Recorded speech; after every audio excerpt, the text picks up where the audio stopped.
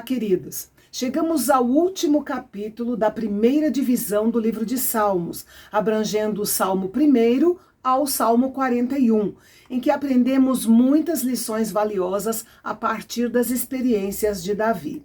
Neste salmo em especial, ele estava sofrendo de dois males, doença e traição.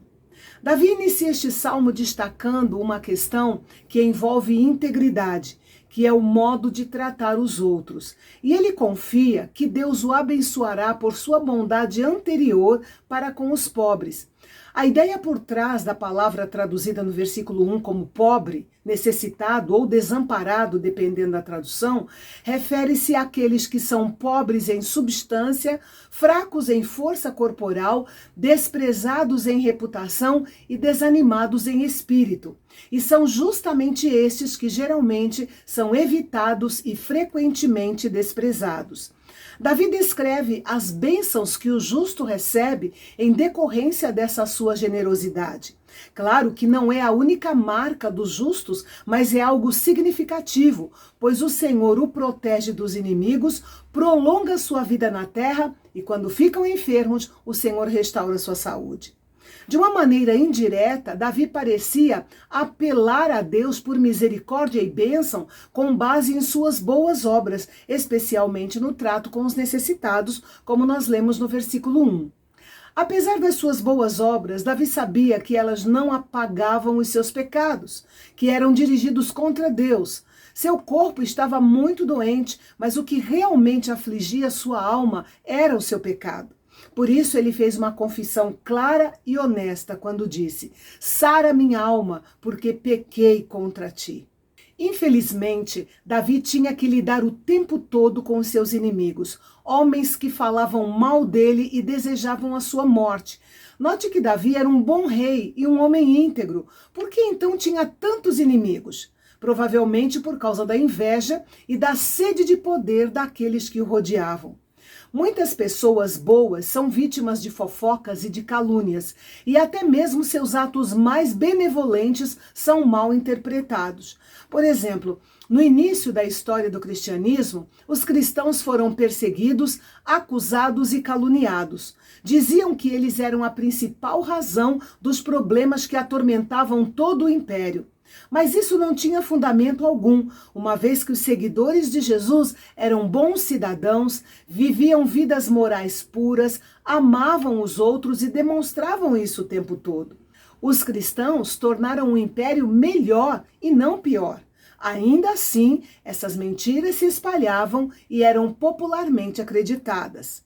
Davi estava de cama e os inimigos mal podiam esperar que ele morresse. Ele sabia, ou pelo menos podia sentir, as conspirações sussurradas entre eles e os seus planos para quando ele morresse. Podemos imaginar a falsidade com que os supostos amigos falavam de Davi enquanto ele sofria no leito de doença. O que eles disseram de Davi foi muito forte e condenatório. Era como se dissessem que Davi estava sofrendo de uma doença do diabo ou uma doença amaldiçoada. Mas a parte mais difícil para Davi suportar foi saber que entre aqueles que o traíam estava seu amigo íntimo, aquele amigo de dentro de casa. A maioria dos comentaristas concorda que este salmo se reporta ao episódio em que Davi foi traído pelo seu próprio filho Absalão. Como se não bastasse estar doente e de cama, Davi ainda precisou lidar com a traição no meio da sua própria família e de seu círculo de amigos, especialmente por seu conselheiro de confiança chamado Aitofel. A expressão "levantou o calcanhar contra mim", no versículo 9, significa um ato traiçoeiro. Essas palavras se cumpriram no sentido último e mais sinistro quando Judas traiu Jesus. Jesus aplicou estas mesmas palavras a Judas e à sua traição. Davi orou não apenas por perdão e cura, mas também por triunfo sobre os seus inimigos. Como ungido do Senhor, ele procurou refúgio em Deus como evidência de que Deus estava satisfeito com ele e o sustentaria na sua integridade. Isso era o que realmente importava para Davi. Era mais importante do que triunfar sobre os seus inimigos. E o salmista encerra seu cântico dizendo: Bendito seja o Senhor, Deus de Israel, de eternidade a eternidade.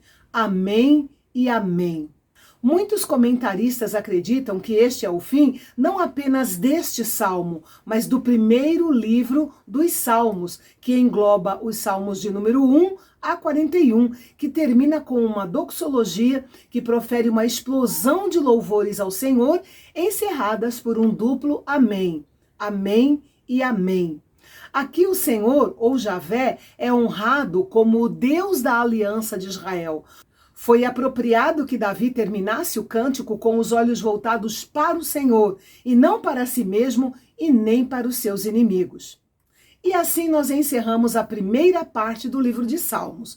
No dia 14 de novembro, estaremos de volta para a continuação da série 150 dias de louvor e adoração no livro de Salmos, desta vez no livro 2, que vai do Salmo 42 ao Salmo 72. Serão 31 dias edificando a sua fé através dos cânticos registrados na Bíblia.